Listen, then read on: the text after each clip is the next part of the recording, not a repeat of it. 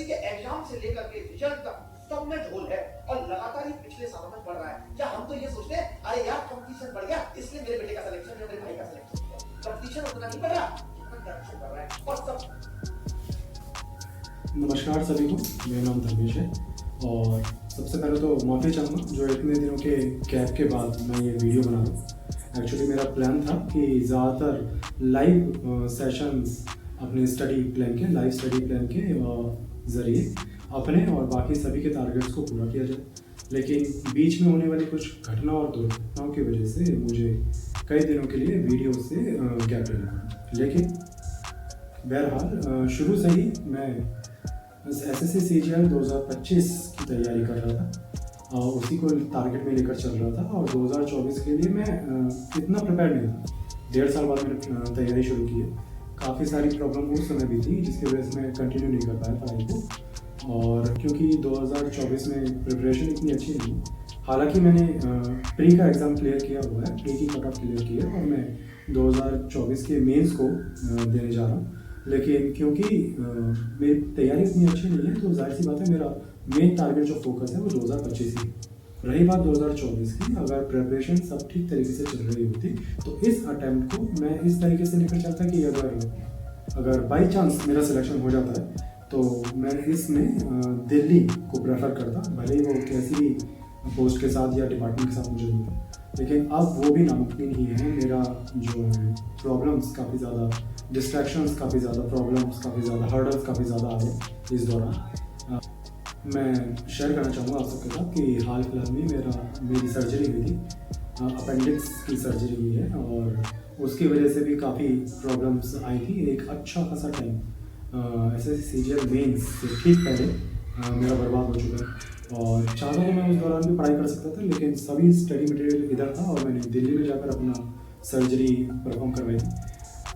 तो इस दौरान मेरा अच्छा खासा टाइम ख़राब हो गया। वैसे भी तैयारी कुछ ज़्यादा अच्छी नहीं थी, तो एक तरीके से ये सुनिश्चित हो जाता है कि 2024 के लिए तो मैं प्रिपेयर नहीं हूँ। 24 में मैं जाऊँगा। मेरा पहले प्लान ये था कि अगर बाई चांस अगर इस तरीके से मेरा सिलेक्शन होता है छोटी जॉब पे भी या बड़ी जॉब पे, छोटी जॉब पर किसी भी डिपार्टमेंट में, बस दिल्ली अगर मिल जाता है मम्मी डैडी के पास जाने के लिए, फैमिली के पास जाने के लिए, होम टाउन जाने के लिए, तो मैं ज़रूर इसे ऑप्ट करता। लेकिन अगर मुझे पहले भी थोड़ी बहुत तैयारी के साथ अगर मुझे पता चलता कि मेरे मार्क्स इतने अच्छे नहीं हैं तो मैं डीवी स्किप कर देता। डीवी या फिर पोस्ट प्रेफरेंस जो होते हैं, जो फिल करवाते हैं, उसे स्किप कर देता, क्योंकि आपको आइडिया हो जाता है पोस्ट जितने भी मार्क्स आपके आए हैं उससे काफ़ी हद तक आइडिया आपको हो जाता है कि कौन सी पोस्ट मिलने वाली है कि नहीं मिलने वाली है। तो उस टाइम तक तो मेरा ये आइडिया था, लेकिन अब तो खैर पोस्ट प्रेफरेंस स्किप होगी ही। बस एग्ज़ाम देने जा रहा हूँ, एग्ज़ाम में एक बार मैं मेंस में बैठ कर देख लूँगा किस तरह का एग्ज़ाम आ रहा है, तो 25 के लिए मुझे काफ़ी बेटर आइडिया मिल पाएगा इस चीज़ के लिए। सारी सी बात है, रेगुलर एस्पिरेंट के लिए बहुत ज़रूरी होता है अगर मेंस देने का मौका मिल रहा है तो ज़रूर देना चाहिए। पर हाँ, कट ऑफ पर इसका कोई मेरी अटैम्प्ट का कोई असर नहीं पड़ेगा 2024 के अटैम्प्ट का, क्योंकि मैं बिल्कुल भी सीट बर्बाद करने के चक्कर में नहीं हूँ। मैं ना तो डीवी में पार्टिसिपेट करूँगा और ना ही मैं पोस्ट प्रेफरेंस में पार्टिसिपेट करूँगा। मैं बस मेंस देने जा रहा हूँ और यहीं तक सीमित रहूँगा। मैंने अपनी बुक्स भी, कंप्यूटर की बुक्स बाकी एस्पिरेंट्स को दे दी जो यहाँ पर और भी सिलेक्टेड एस्पिरेंट्स हैं जो तैयारी कर रहे हैं, क्योंकि वैसे भी मेरा अभी इस टाइम कुछ होने नहीं वाला है। पर हाँ, 2025 के लिए काफ़ी अच्छी तरह से तैयारी करेंगे और पहले से इस चीज़ के लिए डिटरमाइंड है कि 2025 का टाइम काफ़ी अच्छी तरीके से लेके जाएंगे। कोशिश करेंगे कि अपने लिए भी और दूसरे साथियों के लिए भी जिनकी जॉब अभी लगी नहीं, जो काफ़ी अच्छा लेवल रखते हैं पढ़ाई के क्षेत्र में, स्टडी के क्षेत्र में, दरअसल मुझसे भी काफ़ी अच्छा लेवल रखते हैं, लेकिन किसी न किसी वजह से उनका सिलेक्शन अभी नहीं हो पाया, तो उनके लिए भी एक daily program live study session का रखने की कोशिश करेंगे। जैसा कि आपने देखा सर्जरी हुई तो ये एक्ट बाय गॉड की तरफ से ये लाइव स्टडी सेशन का डेली जो शेड्यूल था वो बड़े अच्छे तरीके से हैम्पर हुए। लेकिन नेक्स्ट टाइम के लिए 2025 के लिए पूरी मेरी कोशिश रहेगी, पूरे एफर्ट्स रहेंगे कि ये किसी भी तरह से डिस्टर्ब ना हो। कम से कम मेरी तरफ से तो ना, किस्मत की तरफ से या भगवान की तरफ से होता है तो उसमें तो कुछ नहीं कर सकते, जैसे कि इस बार नहीं करता है। जैसे कि आप देख पा रहे हैं कि मेरा सर्जरी हुआ था दिसंबर में 11 तारीख को सर्जरी हुआ है और 15 दिन का मुझे रेस्ट हुआ है। उसके बाद भी आज भी मैं फुली रिकवर नहीं हूँ। हालांकि मुझे अपने रोज़मर्रा के काम खुद ही करने पड़ रहे हैं, उसकी वजह से काफ़ी लो फील होता है। अपेंडिक्स की सर्जरी में जैसा कि आप जानते हैं कि अपेंडिक्स की प्रॉब्लम जब स्टार्ट होती है तो आपको भूख और प्यास नहीं लगती है काफ़ी टाइम तक, तो उसकी वजह से बॉडी काफ़ी लो हो जाती है। उसके बाद ऑपरेशन और सर्जरी के बाद भी बॉडी ब्लड वगैरह की वजह से थोड़ा वीक फील करते हैं। तो इस बार तो जाहिर सी बात है मैं उस ऑरा में, उस एनर्जी में नहीं हूँ कि प्रिपेयर कर रहा हूँ, और वैसे भी 1.5 साल से पढ़ाई छोड़ी हुई है तो मुश्किल है जो इस बार मैं अटेम्प्ट कर पाऊँ। बट यस, नेक्स्ट बार के लिए मेरी प्लानिंग ये है कि एक रेजोल्यूशन के साथ 1 जनवरी को हम अपना डेली शेड्यूल स्टार्ट करेंगे। डेली शेड्यूल इवनिंग का रहेगा और फ्राइडे नाइट या सैटरडे नाइट, सैटरडे और संडे को मेरा लाइव सेशन रहेगा। फुल डे के लिए मेरी पूरी कोशिश रहेगी कि full day live session study with me या स्टडी कॉन्सेप्ट को आगे बढ़ाया जाए। मैं खुद भी पढ़ाई करूँ और बाकी सबके साथ भी पढ़ाई कर सकूँ। अब इसमें बाकी सबके लिए बेनिफिशियल क्या रह सकता है, एक्सपीरियंस है मुझे, कहा जा सकता है कि काफ़ी हद तक एक्सपीरियंस है एग्ज़ाम को निकाल पाने का।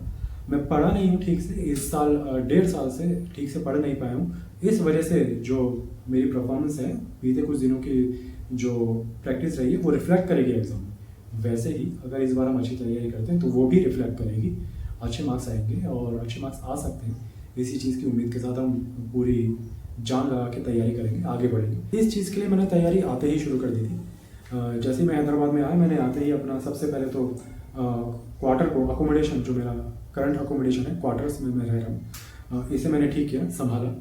और आते के साथ ही सबसे पहले अपनी चीज़ें कुछ शुरू कर दी, क्वार्टर को अरेंज करना, अपनी स्टडी बुक्स को अरेंज करना और प्लानिंग। सबसे पहली बात, एक स्ट्रॉन्ग और मजबूत प्लानिंग बहुत ज़रूरी रहती है। एक मैनेज वे में हम पढ़ाई करेंगे, इसे आगे तक लेकर जाएंगे SSCGL 2025 के मेंस तक। और काफ़ी ज़्यादा प्लानिंग करने के बाद मैं देख पा रहा हूँ कि काफ़ी सारी गलतियाँ मैंने बीते कुछ दिनों में की थी जो मैंने सिलेक्शन ईयर के दौरान नहीं की।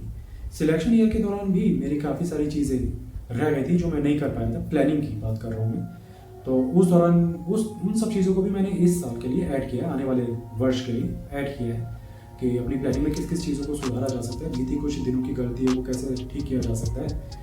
तो इन सब चीज़ों पर एक नज़र हम डालेंगे।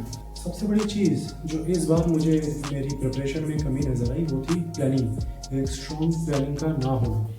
मैं हर बार कई सारी चीज़ों से जूझता रहा, बाहरी चीज़ों से, जिसकी वजह से मुझे लगता था कि मैं प्रिपरेशन नहीं कर पा रहा हूँ।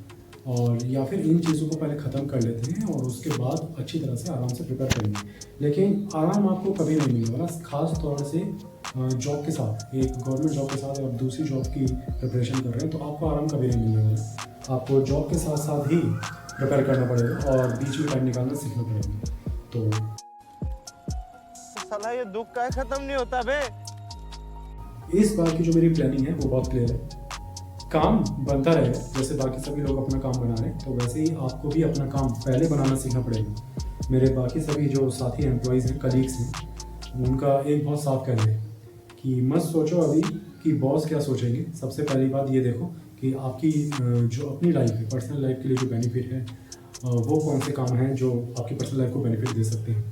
मतलब आप अपनी सैलरी को जस्टिफाई करिए, इतना काम कर लीजिए, लेकिन इतना काम मत कीजिए कि कोई और आपके ऊपर अपना काम डाल रहा है। तो प्लानिंग मेरी साफ है, मैंने प्लानिंग प्रिपेयर की है जिसमें मेरा कैसे भी करके एक तो पता नहीं इस घर में सब चीज़ छू छू करती रहती है। खैर, प्लानिंग मेरी बहुत साफ है कि इस बार हर एक सेक्शन पर मैंने हर मंथ का एक टारगेट डिसाइड किया। उस टारगेट को कैसे भी करके हर हालत में अचीव करने की पूरी कोशिश करेंगे। और साल के अंत तक जब वो अचीव हो जाती है, इन्हीं लाइव सेशन के साथ, सैटरडे संडे के फुल डे के सेशन के साथ और एक सुपर सेट जो नाइट का मेरा प्लान है गुरुकुल के टाइम से, तो उसको भी उस दौरान भी एक अच्छी खासी लंबी टाइम ड्यूरेशन रखेंगे रिपीटेशन की। जो पूरे हफ्ते के दौरान हमने लर्न किया है, याद किया है, प्रिपेयर किया है, प्रैक्टिस की है, उसकी एक रिपीटेशन हो जाए वीक के लास्ट में। तो इस तरह से कुछ प्लान रहेगा। ऐसे करते करते महीने का जो टारगेट है महीने का, उसे पूरा करने की पूरी कोशिश करेंगे और सबसे फर्स्ट प्रायोरिटी उसी को देंगे, क्योंकि आपकी लाइफ है, आपकी इस लाइफ के बारे में कोई और दूसरा नहीं सोचेगा। हर कोई अपने काम के बारे में सोचेगा, अपनी लाइफ के बारे में, अपने पर्सनल गोल के बारे में आपको खुद ही सोचना पड़ेगा, खुद ही टाइम निकालना पड़ेगा।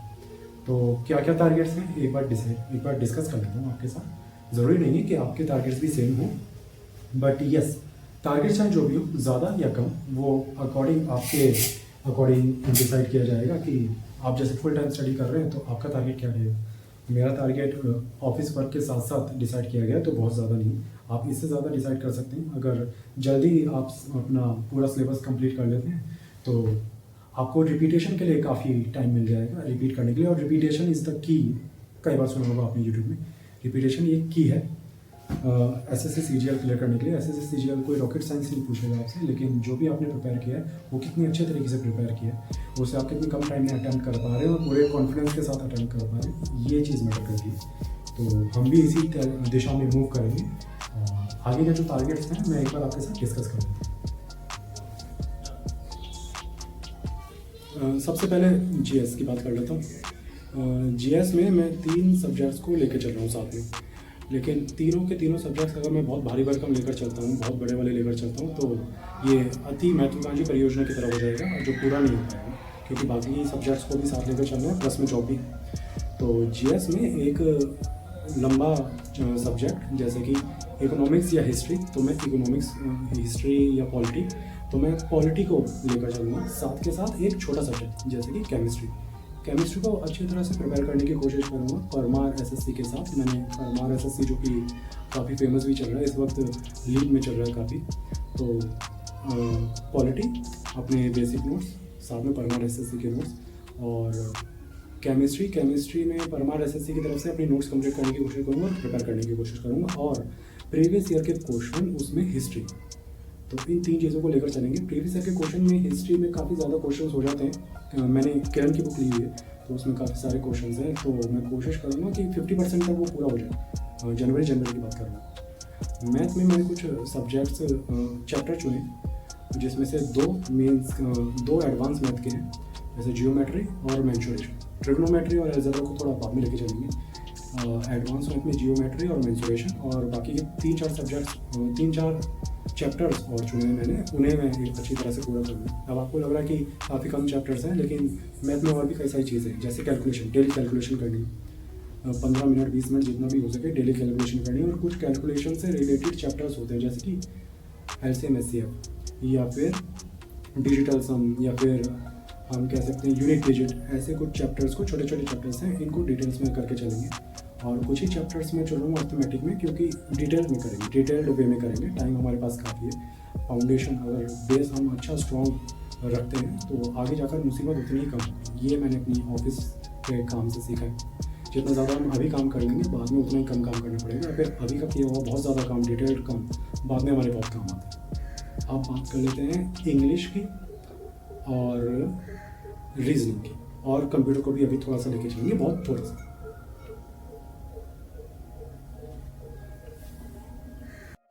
यही नहीं, अभी और सुनिए। इंग्लिश को कई सारे सेक्शन में मैंने डिवाइड किया हुआ है। एक है इंग्लिश का ग्रामेटिकल सेक्शन, और दूसरा है वोकैबुलरी, तीसरा है रीडिंग सेक्शन, और चौथा है मेंस का सेक्शन। रीडिंग सेक्शन में कुछ नहीं करना है, बस आपको डेली रीडिंग करनी है। शुरुआती तौर पर मैं नॉवेल्स पढ़ूँगा, उसके बाद मैं एडिटोरियल पढ़ूँगा, लेकिन हिंदू का एडिटोरियल लास्ट के कुछ 2 मंथ्स में के दौरान मैं पढ़ूँगा। इस दौरान मेरी धीरे धीरे रीडिंग स्किल्स बढ़ती जाएंगी। रीडिंग स्किल्स में बहुत ज़रूरी है आप नॉवल पढ़ें, या फिर एडिटोरियल पढ़ें, या फिर हिंदू का एडिटोरियल पढ़ें, जो कि लास्ट में ही रहता ही है। कई सारे ऐसे लोग आपको मिल जाएंगे, सिलेक्टेड लोग मिल जाएंगे आपको, जो ASO पर भी हैं, GST इंस्पेक्टर भी हैं, कि जिन्होंने कहा कि हमने तो कभी न्यूज़पेपर पढ़ा ही नहीं, तो आपको रीडिंग करना बहुत ज़रूरी है। तो इसलिए मैंने डिसाइड किया है कि रीडिंग करेंगे तो रीडिंग में साथ साथ 2 तरह की चीज़ें लेकर चलेंगे। एक तो जैसे मैंने बताया नोवेल एडिटोरियल, और उसके बाद हिंदू एडिटोरियल, लेकिन एक साथ के साथ मैं एक चीज़ और लेकर चलूँगा, वो है प्रीवियस ईयर के पैसेज, क्योंकि आखिर में अल्टीमेटली हमको उन्हीं को अटेम्प्ट करना है, उन्हीं के लिए हम पढ़ रहे हैं। तो प्रीवियस ईयर के क्लोज टेस्ट और प्रीवियस ईयर के पैसेज, इनको भी साथ के साथ मैं सॉल्व करता हुआ चलूँगा। यही मेरा मेंस का मटेरियल है, जो चौथा सेक्शन में मैंने डिवाइड किया है। मेंस के मटेरियल में आ जाता है एक तो PQRS, सेंटेंस अरेंजमेंट और क्लोज टेस्ट, और एक पैसेज, और एक्टिव पैसिव और नरेशन भी, इसको भी मैं मेंस के सेक्शन में रखता हूँ। तो इन चीज़ों को मैं धीरे धीरे मेंस के सेक्शन के लिए इम्प्रूव करता जाऊँगा, लेकिन यहीं से शुरू करूँगा क्योंकि मैं नया एस्पिरेंट नहीं हूँ। और आप लोगों को भी मैं यही सलाह दूंगा कि यहीं से आप मेंस की भी तैयारी लेकर चलें। मेंस कुछ अलग नहीं है, सभी क्वेश्चंस वही होते हैं, क्वेश्चंस के लेवल सेम ही रहता है। सीजीएल में इतनी काबिलियत अभी तक नहीं आई कि वो मेंस के लेवल को अलग तरीके से और प्री के लेवल को अलग तरीके से डिज़ाइन करता है। सभी क्वेश्चन एक जैसे रहते हैं, बस टाइमिंग का खेल रहता है और सारा खेल कट ऑफ और कॉम्पिटिशन का रहता है। और हाँ, इसके पीछे जो काम चल रहा होता है वो आपकी प्रैक्टिस का और कंसिस्टेंसी का चल रहा होता है। खैर, इंग्लिश में ग्रामेटिकल जो सेक्शन है उसमें मैं कुछ चैप्टर डिसाइड किए मैथ की तरह, उन्हें पहले कवर करने की कोशिश करेंगे। ये 40% चैप्टर्स हैं, बाकी सभी जितने भी चैप्टर्स हैं, और इन्हें मैं अपने बेसिक नोट्स की मदद से और ब्लिंक टू पैरामाउंट की मदद से कवर करूँगा। ग्रामेटिकल सेक्शन की बात करूँगा। और वोकैबुलरी जो है वो 3000 के लगभग तो नॉर्मल हम लोगों को याद ही है, जो बेसिक वोकैबुलरी रहती है, जो एसएससी सीजीएल में मल्टीपल टाइम्स पूछी जाती है। लेकिन एसएससी के एग्ज़ाम्स को डिज़ाइन करने वाले इस चीज़ को समझते हैं कि बेसिक वोकैबुलरी जो है बच्चों ने रट चुके हैं, अच्छी तरह से रट लिए उन्होंने। 3000 जो वोकैब है जो आपको ब्लिंक टू पैरामाउंट में मिलेगी, जो आपको ब्लैक बुक में मिलेगी, और बाकी अलग अलग कोचिंग सेंटर्स भी अपनी बुक में वो मेन जो वोकैबुलरी है वो देते हैं। इस 3 से 3500 तक की वोकैबुलरी के अलावा जो नई वोकैबुलरी है वो मैं प्रीवियस ईयर की जो एग्ज़ाम्स हैं, एसएससी के सभी एग्ज़ाम्स और बाकी सभी एग्ज़ाम फेज़ 11 वगैरह के जो एग्ज़ाम्स हैं उनसे कलेक्ट करके उन्हें रिवाइज करने की कोशिश करूँगा। कुछ और भी बुक्स हैं मेरे पास। बेसिकली जो बेसिक वोकैबुलरी है उसे डेली रिवाइज करेंगे और एक छोटा सा हाफ एन आवर का सेक्शन टाइम पीरियड रखेंगे जिसमें मैं नई वोकैबुलरी या तो नोट कर रहा हूँ या फिर उसे रिपीट कर रहा हूँ, रिवाइज कर रहा हूँ।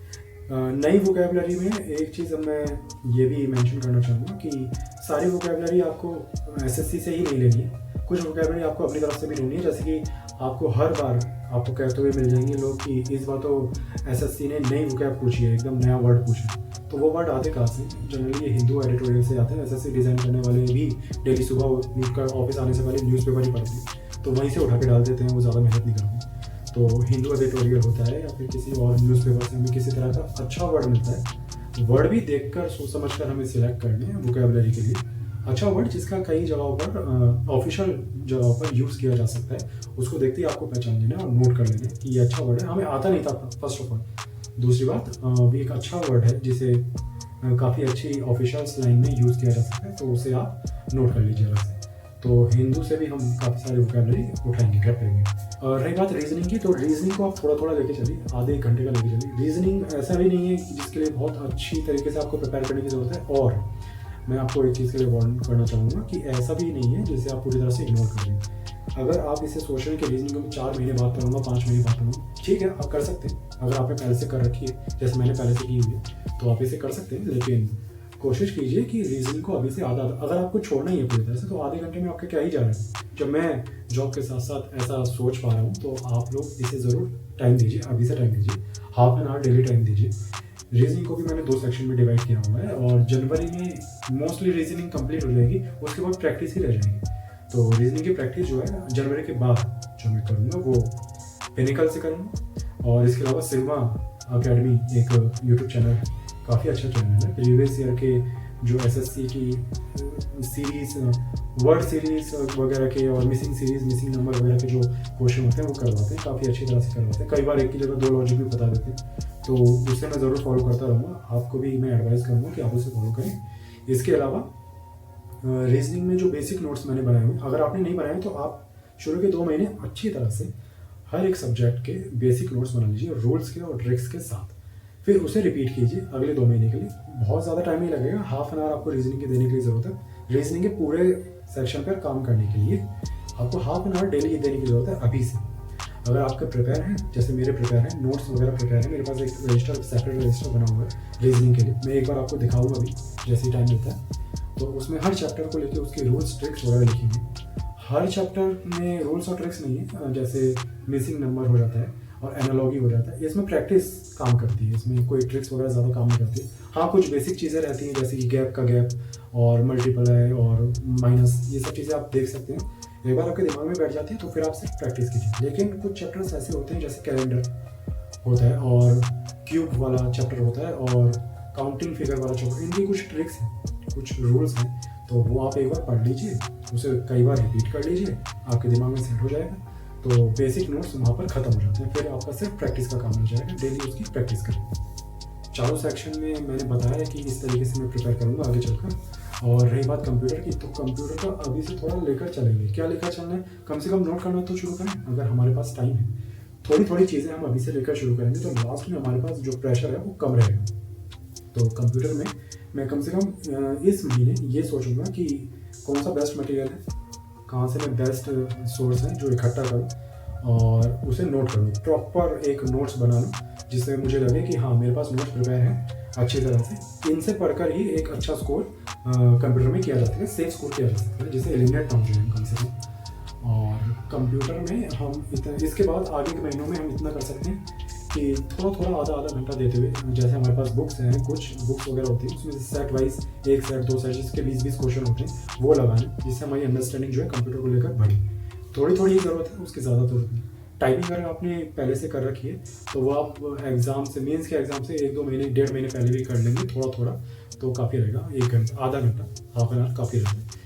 लेकिन कंप्यूटर के लिए मेरी सलाह आपको यही है कि आप अभी से करना शुरू करें, हाफ एन आवर दे दें, 20 मिनट दे दें, कम से कम नोट्स बना के प्रिपेयर करें। बाद में आपको काम इसका कम रहेगा अगर आप अभी से प्रिपेयर कर लेते हैं तो। अब कुछ ध्यान रखने वाली बातें सभी सब्जेक्ट्स में मैं आपको आगे बताता हूँ। कुछ ध्यान रखने वाली कुछ ध्यान रखने वाली बातें ये हैं कि एसएससी का आप कभी भरोसा मत कीजिए।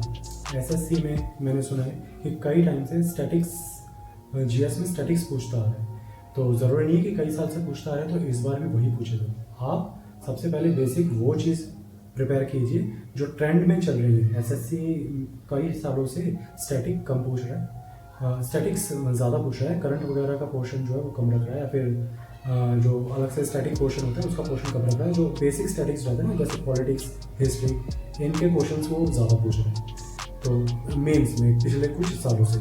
तो सबसे पहले जो ट्रेंड चल रहा है आप उसको प्रिपेयर कर लीजिए अच्छी तरह से। उसके बाद वो चीज़ ज़रूर प्रिपेयर कीजिए जिसमें एसएससी धप्पा कर सकता है, मतलब एक झटका दे सकता है अचानक से। जैसे कि अचानक से वो हो सकता है करंट की वेटेज बढ़ा दे, या फिर हो सकता है कि आपसे जो मेंस में अलग से चैप्टर्स पूछे जा रहे हैं उसमें कुछ हाई लेवल का पूछ ले, जैसे कि पिछले साल 2023 में हुआ भी था, एक हाई लेवल का एग्जाम क्वेश्चन पूछ लिया था स्टैटिस्टिक्स में, मैथ में स्टैटिस्टिक्स में एक हाई लेवल का क्वेश्चन पूछ लिया था, जो गगन प्रताप सर भी कह रहे थे कि काफ़ी हाई लेवल का क्वेश्चन है, सीजीएल में इस तरह का आना नहीं चाहिए था क्वेश्चन। खैर जैसा भी है, आप एक सरप्राइज एलिमेंट के लिए हमेशा प्रिपेयर रहें अगर आप एसएससी का एग्जाम दे रहे हैं। ट्रेंड को आप फॉलो करते चलिए। सबसे पहला काम है कि आप 3 महीने या 4 महीने पहले ही सभी ट्रेंड में चलने वाली चीज़ों को प्रिपेयर कर लें अच्छी तरह से। उसके बाद लीक से थोड़ा हटके भी चीज़ें आप प्रिपेयर कर रहे हैं, थोड़ा सा करके लेके चलिए। तो अगर सॉफ्ट, काफ़ी मॉडरेट या easy to moderate question paper बना रहा है एसएससी, तो आप उसके प्रिपरेशन बहुत अच्छी तरह से करिए, वरना आपके माइंड में एक हार्ड पेपर सेट हो जाएगा, जैसे कि मॉक टेस्ट प्रिपेयर किए जाते हैं, और फिर आपको वहाँ पर जाकर लगेगा एकदम सरप्राइज एलिमेंट लगेगा कि इतना इजी क्वेश्चन कैसे आ सकता है, इतना इजी पेपर कैसे आ सकता है मेंस का, वो भी मेंस का, सीजीएल का। मेरे साथ ऐसा ही हुआ था असल में, 5 सिली मिस्टेक्स हुई ये सोचकर कि नहीं कुछ तो एग्ज़ाम में रहा होगा, क्योंकि फर्स्ट टाइम 2022 में जब एग्ज़ाम हो रहा था तो आपको ध्यान हुआ कि मॉक टेस्ट जो बने जा रहे थे काफ़ी हार्ड लेवल के बने जा रहे थे, अच्छे लेवल के बने जा रहे थे। एग्ज़ाम में जाकर देखा तो बिल्कुल पानी, कुछ भी नहीं था एग्ज़ाम में, ऐसी कोई चीज़ नहीं थी जो आपकी स्पीड रोक सके। तो दिमाग में एक तरह का कन्फ्यूज़न पैदा हो गया, क्रिएट हो गया कि इतना इजी कैसे हो सकता है, ज़रूर कुछ ना कुछ ट्रिक रही होगी जो एसएससी वालों ने एग्जाम्स के क्वेश्चंस में डाली, और ऐसा कुछ भी नहीं था। इस वजह से काफ़ी टाइम भी वेस्ट हुआ, कन्फ्यूज़न भी क्रिएट हुई, और काफ़ी सिली मिस्टेक्स भी हुई, जिसकी वजह से आज एएसओ की जगह आज हम यहाँ पर हैं हैदराबाद में और इनकम टैक्स में काम कर रहे हैं। खैर जो भी है, आप ध्यान दीजिएगा कि थोड़ा जो ट्रेंड चल रहा है उस पर अच्छी कमांड बना लें। ईजी एग्जाम्स का ट्रेंड चल रहा है तो ईजी एग्जाम्स को कैसे अटेम्प्ट करना है अपने दिमाग में अच्छी तरह से सेट कर लीजिएगा। मैं मेंस की बात कर रहा हूँ, प्री से ही पहले इसकी प्रिपरेशन लेके चलूँ। उसके बाद थोड़ा सा एलिमेंट जो कंसिस्टेंटली जो चलता आ रहा है, जो पैटर्न चलता आ रहा है एसएससी का, उससे थोड़ा सा हटके भी प्रिपेयर कीजिएगा, क्योंकि एसएससी सरप्राइज करता है, ज़रूर करता है। कभी कंप्यूटर हार्ड दे देगा, कभी स्टैटिक का पोर्शन बढ़ा देगा, एडवांस का कमाल कर देगा, कभी एडवांस मैथ का पोर्शन बढ़ा देगा, कभी अर्थमेटिक का कम कर देगा। तो ये सब चीज़ें एसएससी में चलती रहती हैं। खैर दूसरी बात, इसके अलावा कुछ लोग जो अभी से तैयारी शुरू कर रहे हैं और अभी प्रिपरेशन नहीं है, नोट्स भी नहीं है, तो मैं उनसे कहना चाहूँगा नोट्स में दबा के एकदम मेहनत डाल दीजिए, जल्दी से जल्दी नोट्स वगैरह अपने कंप्लीट कीजिए। कई लोग ऐसे हैं जो कई सालों से तैयारी कर रहे हैं, उनके कुछ नोट्स अभी भी अधूरे हैं, तो ऐसा नहीं होना चाहिए था। ठीक है, नोट्स का काम हमने पूरा कर रखा है। अगर कंप्यूटर की बात की जाए तो बस वही नोट्स रह गए हैं, उसके अलावा सभी नोट्स हमारे पूरे हैं। मेंस में जो अलग से क्वेश्चंस आते हैं, जो चैप्टर्स आते हैं, जैसे स्टैटिस्टिक्स का मैथ में आता है, और सिटिंग अरेंजमेंट का एक नए तरीके से स्टेटमेंट वाइज आता है, और स्टेटमेंट एंड कंक्लूजन के कई अलग अलग तरीके, स्टेटमेंट, कंक्लूजन और इफेक्ट और ये सब चीज़ें, कार्यवाही वगैरह, ये सब चीज़ें काफ़ी सारे नए चैप्टर्स पूछे जा रहे हैं मेंस में, रीजनिंग में। तो आप कोशिश कीजिए कि उन चीज़ों को आप पहले से प्रिपेयर करके चलें। आपको मेंस में उन चीज़ों की आदत पड़ जानी चाहिए, आप उससे इतना उन नए चैप्टर से इतना यूज टू हो जाना चाहिए कि वो आपको नए लगे ना। ठीक है, काफ़ी टाइम से आप उसकी प्रैक्टिस करते आ रहे हैं, तो आप कोशिश कीजिएगा कि ये सब चीज़ें पहले से प्रिपेयर करके चलें, और ये अपने अंदर बैरेज एक ना लगाएं, एक हर्डल ना लगाएं कि प्री की तैयारी अलग होती है, मेंस की अलग होती है। सबकी तैयारी एक जैसी होती है, बस प्री से 1-1.5 महीना पहले सिर्फ प्री का मॉक टेस्ट लगाएं, ताकि आपका माइंड जो है उसी टाइम के हिसाब से, उसी वेटेज के हिसाब से सेट हो जाए। बाकी प्रिपरेशन सबकी एक जैसी होती है। आप सभी चैप्टर्स जो मेंस में आने वाले होते हैं, मैथ के, रीजनिंग के, वो आप पहले से प्रिपेयर करके चलें। कंप्यूटर को भी हाफ आवर देते चलें। हाँ, टारगेट्स में एक और रह गया था जीएस का सेक्शन जो अलग से रहता है, वो है करंट।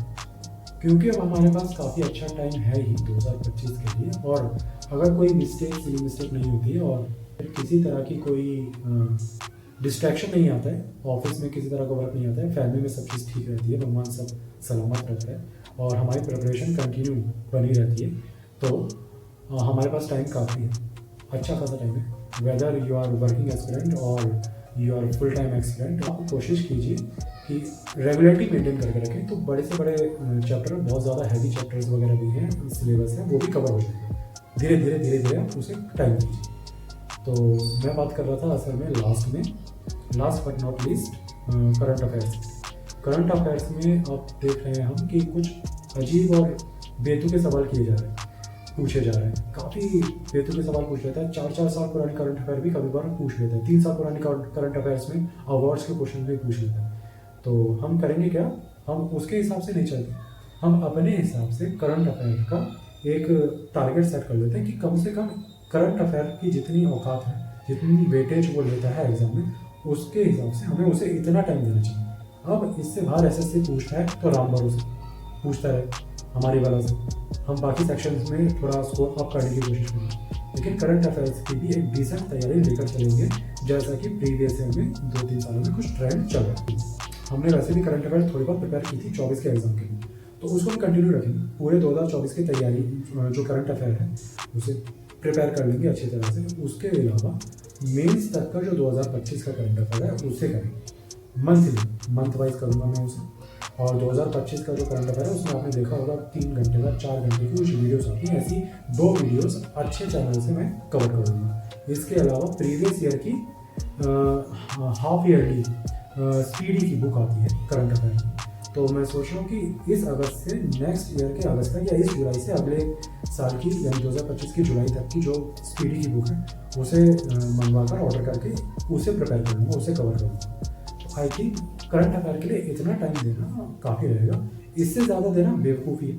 वरना तो वो 3 साल पुराना भी पूछ रहा है, 3 साल पुराना अगर हम करंट अफेयर करने बैठेंगे तो वो एक जीएस का पूरा स्टैटिक पोर्शन के बराबर का एक हमारा टाइम घेर लेगा। इतना नहीं करना है, इतना मुझे लगता है कि करना ठीक नहीं रहेगा। बाकी मैं मुझसे भी ज़्यादा एक्सपर्ट लेवल के जो एस्पिरेंट्स हैं, जो मेरे साथ सिलेक्टेड एस्पिरेंट्स हैं, उनसे भी पूछ कर डिस्कस करके आपको आपके साथ ज़रूर शेयर करूँगा। लेकिन मुझे लगता है कि इतना करना इनफ है।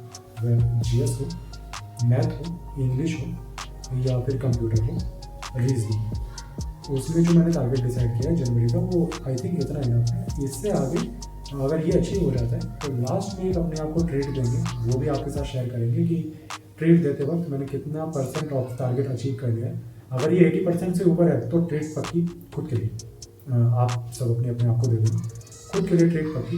किसी रेस्टोरेंट में जाके बैठ सकते हैं या फिर अपने लिए कुछ अच्छी चीज़ खरीद सकते हैं, कुछ भी हो सकता है, या फिर एक बालकनी में चेयर लगाकर शांत तरीके से कॉफ़ी पी सकते हैं, पकौड़े खा सकते हैं, जो भी वो ट्रीट हो, लेकिन अपने आप को ट्रीट देंगे जिससे कि एक लेगेसी सेट हो सके कि हाँ हमने इतना टारगेट अचीव किया। एक so this is enough from my side. अगर आपका भी कोई सजेशन हो, वैसे तो यूट्यूब चैनल पर कुछ ज़्यादा लोग हैं नहीं, अभी जुड़े नहीं हैं, और उम्मीद है कि जुड़ते जाएंगे और इतने लोग भी जुड़ जाएँ जो साथ में मिलकर प्रिपेयर कर रहे हैं, तैयारी कर रहे हैं, तो मेरे लिए मैं डेली लाइव सेशन रखता हूँ। तो इसलिए रखता हूँ कि कुछ लोग तो जुड़ते जाएंगे जो स्टडी करने वाले हैं, प्रिपेयर करने वाले हैं साथ के साथ, और पीछे से एक रिकॉर्ड रहेगा कि हाँ मैंने किस दौरान किस टाइमिंग पर किस दौरान कैसी तैयारी की थी, इसका एक रिकॉर्ड रहेगा मेरे पास। और इस बार इस चीज़ का भी रिकॉर्ड रहेगा कि हमने गलतियाँ कहाँ करी।